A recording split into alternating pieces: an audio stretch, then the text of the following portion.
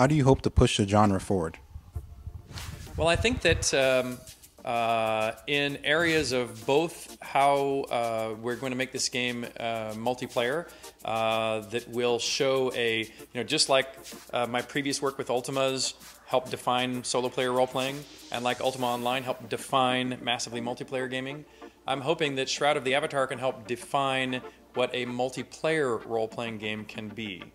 In addition, I hope that we can do some great innovative work on how to get rid of, talk to everybody with an exclamation point over their head, follow every quest log until the options are done, and follow the arrows on the maps until you reach your destination.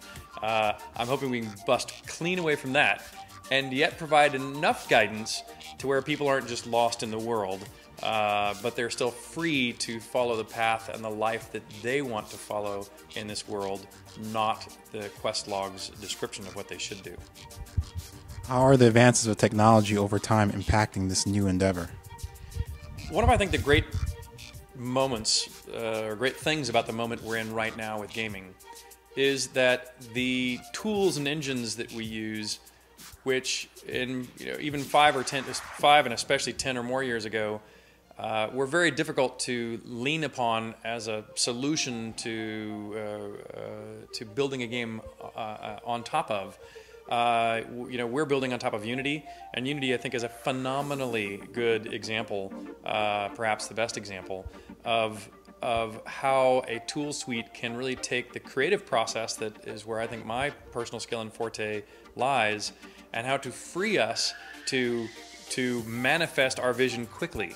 The ability to prototype quickly and then come up with permanent long-term solutions quickly in a well-developed engine like Unity, I think is one of the great powers that took, if you think about contrast that to the film industry. The film industry is about 130 years old, and it took them about 30 years on the front side to develop things like how big is a frame of a film, how fast is a flicker rate, how long should a movie be, 90 minutes, longer, shorter, what is distribution like in theaters. All those things were unknown for the first 30 years of filmmaking.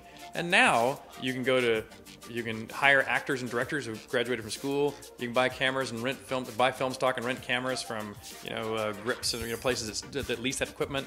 And so as a filmmaker, if all the parts are purchasable except the creative process, which is really what makes a film great. And we're finally approaching that stage in games where the camera, you might say, the tools and technology that we use to make them is becoming a commodity, is becoming something you can rely on. You don't have to spend half your money and half your time developing that backbone just for the one game that you're about to develop. What will Ultima fans like about this new game? I think that Ultima fans will find this game very familiar. It has a top-down outdoor travel mode and a close-in 3D exploration mode that harkens back very much to the early Ultimas. It has a detailed, rich story, very much like a solo player storytelling Ultima.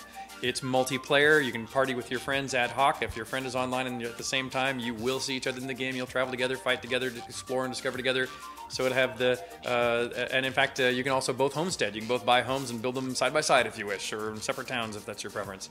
And so I think the Ultima players will find plenty of familiarity with things that hopefully they enjoyed in the past.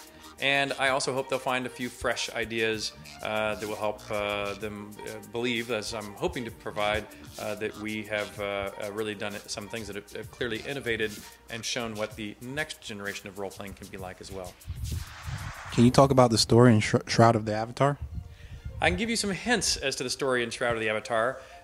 The map that we're using, the world map that we're launching as the first episode, is really the first of 5 episodes. It's the center tile, you might say, of a 3x3 area that will so slowly unfold in sort of a Fibonacci way,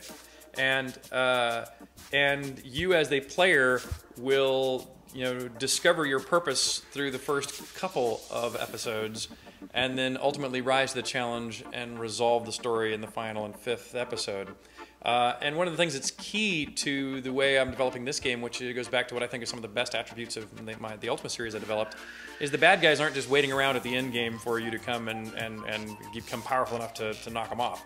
Instead, you know, as I showed you in the little when I was driving around in the game, they already are laying siege to one town after another, looking for something, which is one of the first big mysteries of the game. Is why is it? What are they looking for? What is their other than to be dastardly and be mean to people? Why is it they are specifically laying siege to these towns? And then instead of taking them over and holding them, once they have looted the town for something and looking for something, they then move on to the next. And so there's a deeper mystery going on there as to what the bad guys are doing, makes them feel truly sinister, gives you reason to dislike them, and is the beginning of your discovery as to what your purpose in this life is and what role you play in that broader story. What's the world going to be like that players will explore? So while the foundation of the world is kind of traditional medieval sword and sorcery, akin to, again, my earliest work in fantasy role-playing, for those who are very hardcore old Ultima players, they may remember that in Ultimas 1, 2, and 3, I had both medieval and futuristic sci-fi. I even had spaceships. You could travel to different planets on and stuff. It was basically everything. It was even time travel in Ultima 2. So it was basically everything I thought was cool all shoveled into one game. But since Ultima 4, they've been pretty much strictly medieval. What we're doing with Shroud of the Avatar is we're trying to tell a story that is a little bit further into the future. And so while the foundation and underpinning of the world is still medieval, technology has begun to be discovered. And so you're seeing a little bit of the mechanical world come into play. Electricity has been discovered. A lot of the major towns now are built around energy sources, whether that's like a dam to turn a water wheel, or a wind to turn some windmills, or geothermal to have steam to run a turbine. And with those engines, or those turning mechanisms, they're able to generate a little bit of electricity, which begins to do a little bit of what I'll call protection. If you remember Forbidden Planet, and the little protective fence around the enclave. So some cities are actually relatively protected against the invasions of evil, where people might want to homestead first. But some of the best resources might be further out into the wilds, where less protection is available.